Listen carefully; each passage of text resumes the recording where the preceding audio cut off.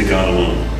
We're a ministry of Church Army USA, blessed by Bishop Duncan, and with a mission to reach the least, the last, and the lost. We're at the Beaver County Jail. Part of Church Army's mission is to reach those who are incarcerated.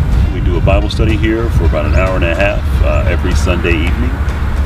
Unfortunately, we can't take you in with us, but I can tell you that the room has been packed. No pun intended, but we have a captive audience.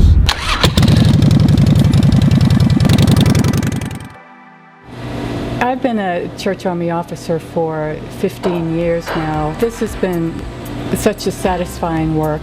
The community garden is where the prophetic imagination takes place to change community and to provide food and just to be a beautiful place, from something that was a burned out lot to a place of something that's beautiful that the community is proud of. Just in awe of what God has done through the years through Church Army, and the garden is one of the beautiful efforts that was in God's mind when I first came here, and in conjunction with Uncommon Grounds to help change this community.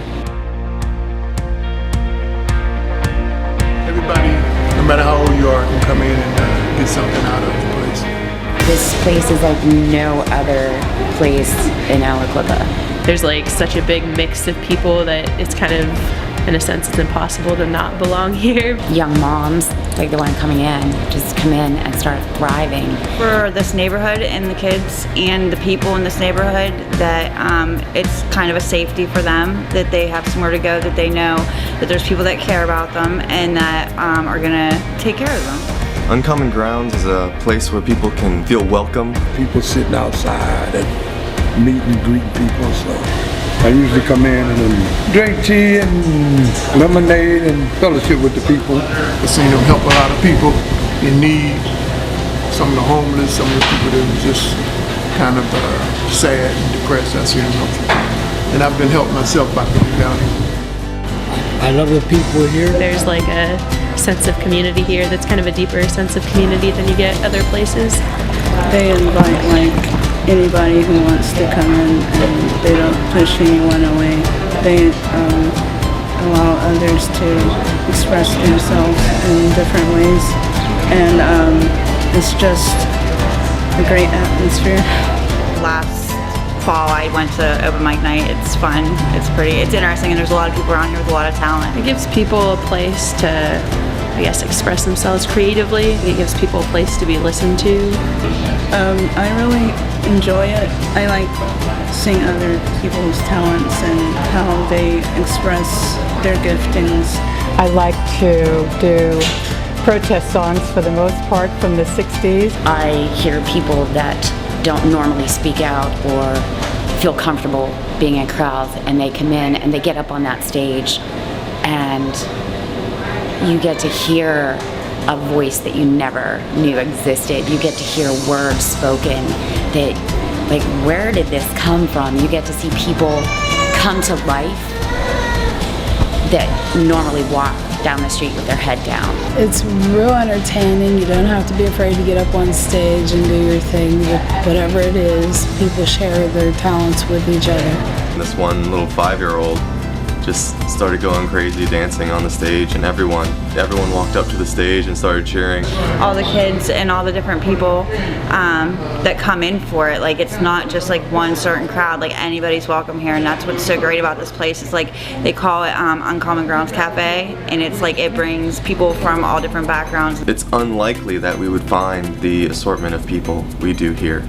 On Sunday nights I help to host a youth arts ministry. Youth come in and take part in discussions about the Bible and about some social issues of our time, but also just to get together and work on art together and expressing what's inside that they haven't been able to get out before. They've built strong relationships with each other, and we're going to host a carnival that's entirely kid-powered, that they will be the ones behind it, they are running it.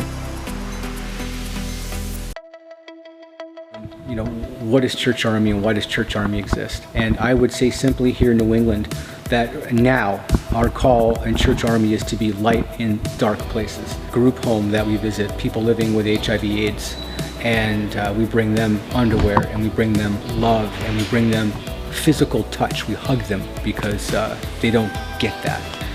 We go into nursing homes. These people cannot go to church, so they need more. So the people decide that they're going to find somebody who can come to them, and they find Pastor Brian to come, and I was so happy. The first day she came, she brought some children. The people love the children.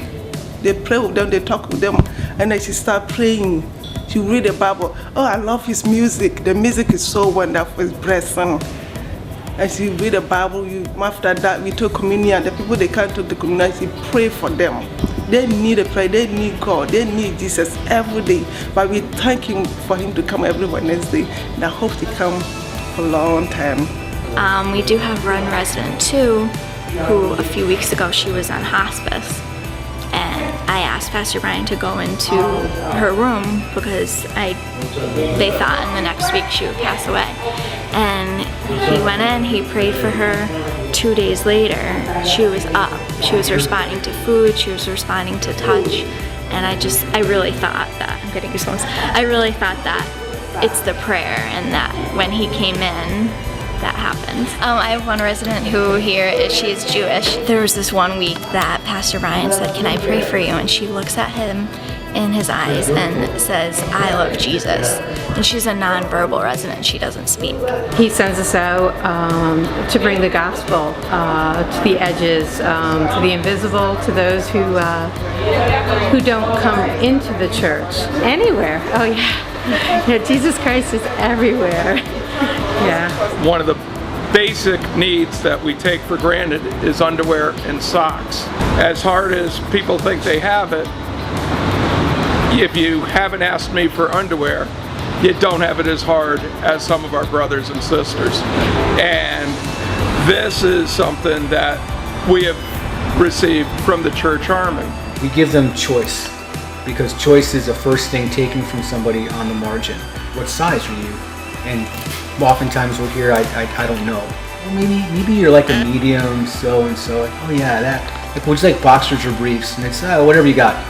Like, no, would you like boxers or briefs? And like, I like boxers.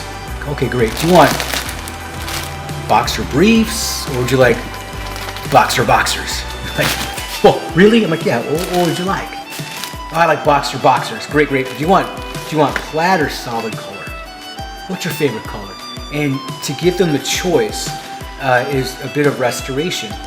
It shows that we care, that we spend our time to get to you, that we want you to be able to take control over some part of your life. It can start with your underwear, but then it can really go off into much larger things. And then we do socks for them as well, because socks wear out pretty quick. We give them the one thing they lose first when they're marginalized, and that's choice.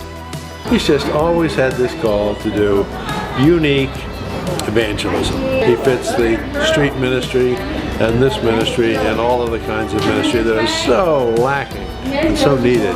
The Lord created him as a special person to do this kind of work. We're great fans of Church Army, and we plan to continue to do that. Brian has that gift of being able to cross all borders, fences, fields, climb mountains, and present the Holy Spirit, and that's what it's all about.